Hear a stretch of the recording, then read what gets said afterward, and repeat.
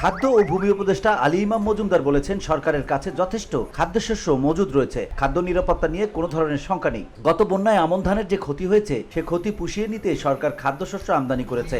আর এবার হাওর সহ সারা দেশে বোরো ধানের বাম্পার ফলন হবে বলেও প্রত্যাশা করেন আলী ইমাম মজুমদার। সবকিছু ঠিক থাকলে খাদ্য উদ্বৃত্ত থাকবে দেশে।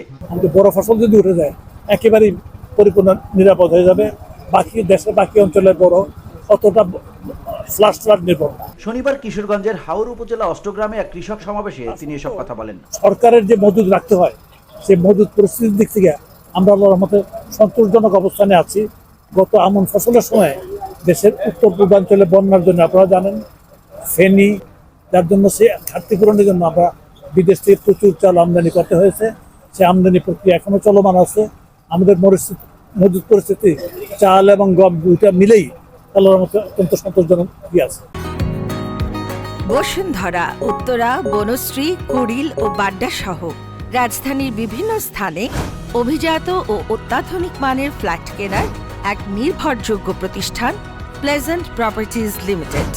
তাই আপনার স্বপ্নের আবাসনের জন্য আজই যোগাযোগ করুন। Pleasant properties limited, where destiny matches eventually. এ সময় উপদেষ্টা আলী ইমাম মজুমদার জিরাতিদের কাছে তাদের সমস্যাগুলো জানতে চান। বেশ কয়েকজন জিরাতি তাদের সেচ সমস্যা, রাস্তাঘাটের সংকট, খাওয়ার পানির অভাব নিয়ে কথা বলেন। তখন জেলা প্রশাসককে এগুলো দ্রুত সমাধানের নির্দেশ দেন এই উপদেষ্টা।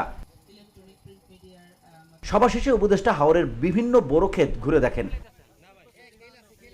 জেলা প্রশাসক ফৌজিয়া খানের সভাপতিত্বে কৃষক সমাবেশে অন্যান্যের মধ্যে উপস্থিত ছিলেন পুলিশ সুপার মোহাম্মদ হাসান চৌধুরী, অষ্টগ্রামের ইউএনও দিলশাদ জাহান, অষ্টগ্রামের কৃষি অফিসার অভিজিৎ সরকার সহ অনেকেই।